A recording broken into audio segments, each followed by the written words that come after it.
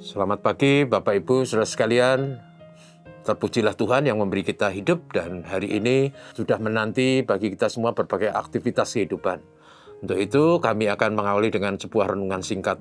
Yang kali ini saya beri tema berbahagia walaupun menderita. Dan teksnya diambil dari 1 Petrus pasal 3 ayat 13 sampai 15a. Dan siapakah yang akan berbuat jahat terhadap kamu jika kamu rajin berbuat baik? Tetapi sekalipun kamu harus menderita juga karena kebenaran, kamu akan berbahagia. Sebab itu janganlah kamu takuti apa yang mereka takuti dan janganlah gentar. Tapi kuduskanlah Kristus dalam hatimu sebagai Tuhan. Saudara yang kasih, penderitaan adalah sesuatu yang sangat manusiawi, yang sering dialami oleh manusia. Biasanya manusia selalu menghindari penderitaan. Tetapi karena kuasa dosa dan berbagai situasi dunia kita yang egois dan jahat ini, maka penderitaan sering dialami oleh manusia. Ada macam-macam penderitaan dialami oleh berbagai sebab. Bisa jadi karena kesalahan dan kebodohan kita. Misalnya kalau kita menderita karena terlalu banyak hutang, karena kita salah mengelola uang, salah membelanjakan, bodoh dalam mengkalkulasi antara penghasilan dan pengeluaran. Akhirnya kita terjerat utang dan kita menderita. Juga bisa jadi karena misalnya kebodohan, kecerobohan kita. Misalnya kalau kita naik motor sembarangan, ugal-ugalan, AB peraturan lalu lintas, lalu akhirnya kita mengalami kecelakaan dan mungkin kita kehilangan tangan kita. Dan itu karena kebodohan kita. Atau juga karena barangkali perilaku kriminal. Kita AB terhadap firman Tuhan, AB terhadap hukum yang berlaku.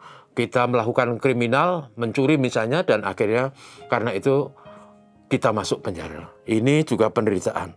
Tapi saudaraku, teks yang kita baca tidak berhubungan dengan hal-hal itu. Teks yang kita baca adalah justru penderitaan yang dialami oleh orang benar.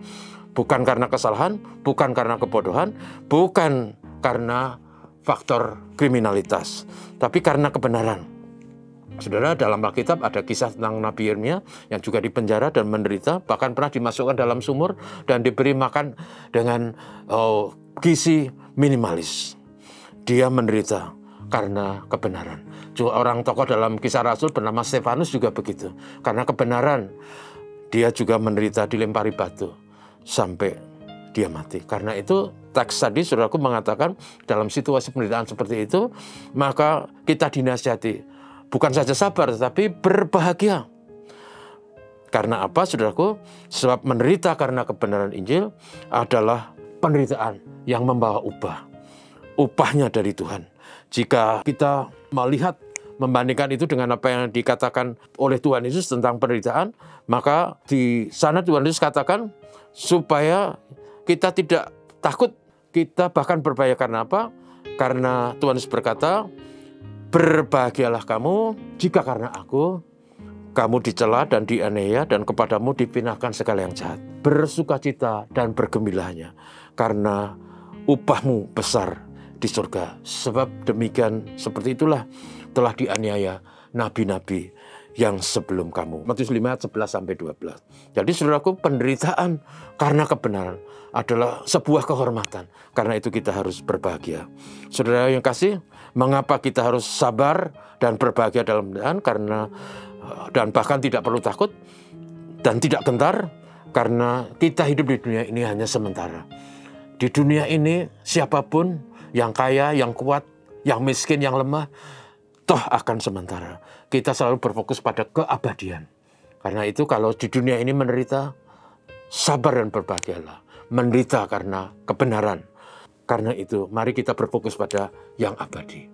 Kalau karena kebenaran kita dianiaya, menderita, ingatlah ada keabadian yang indah menanti kita. Karena itu sekali lagi firman Tuhan berkata, walaupun menderita, berbahagialah. Tuhan memberkati kita, mari kita berdoa. Terima kasih untuk hari ini, terima kasih untuk firman Tuhan. Kadangkala dalam hidup tidak mudah, ada kesulitan, kesusahan, bahkan penderitaan. Ajar kami untuk percaya, melakukan yang baik, dan menolong kami untuk sabar. Demi kebaikan, demi kebenaran, kami rela menghadapinya. Tuhan berkati kami semua dalam setiap aktivitas dan tanggung jawab kami. Berkatilah kami, umat-Mu, hari ini. Terima kasih Bapa, dalam nama Yesus. Amin. Selamat pagi, saudaraku.